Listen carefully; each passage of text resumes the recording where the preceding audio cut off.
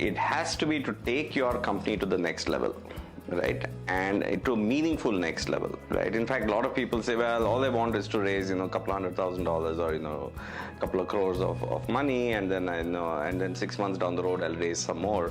And I always tell them that doesn't sound right at all, right? You need to look at, you build businesses in stages, right? It's you're building a house and you say, okay, I'll raise enough money to build a ground floor, I can live in it, and then after some time I'll raise some more money and build the next floor, and then I'm going to rent that out, and and so on and so forth. It's a crude analogy, but it makes the point. But you can't say I'll take enough money to build the foundation, and then I'll go and figure out if I can raise more money to build the rest of the house, right? So you have to think about the milestones, right? And that will dictate how much money you need to make to raise, right? So when you're doing a startup, what are the right milestones, right? And some of the milestones might be get the team together, get the proof of concept validated in the market, and have a few commitments that say, if you build this, I will buy it, right? That to me is one milestone, and that hopefully, typically entrepreneurs should be doing on their own nickel, right? That may cost some money, but if they're frugal, then it doesn't take a lot of money.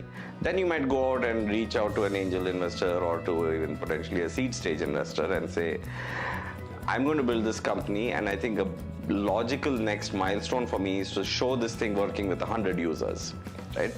And I'm going to, during this phase, validate that I can build the product, that the product has a good fit in the market, that people are willing to pay for the product, and that it is a very large market, right? So that's when you raise, the first sort of round of institutional capital or external capital. It might be through non-institutions as well. But you need to be able to achieve that, right? And then, the golden rule of thumb is if you think you need X, please raise 1.5 to 2X, because things just naturally take longer and many things will go wrong. Right. So be conservative about it. It is not attractive for someone to be told that all I need is 1 crore and I can build this thing out, when actually you probably need 3 crores, right? And everybody actually loses value when that happens. So it's important to have that assessment. Achieve those targets, and as you know for a fact that you are achieving those targets and you still have some runway left after having achieved the targets, then you can say, okay, now let me raise the next round of funding so that I can scale it further. So broadly, I think people need to understand what are the milestones, what are the stages in which they're going to build this company, and raise enough capital with some buffer for each of those logical stages, right?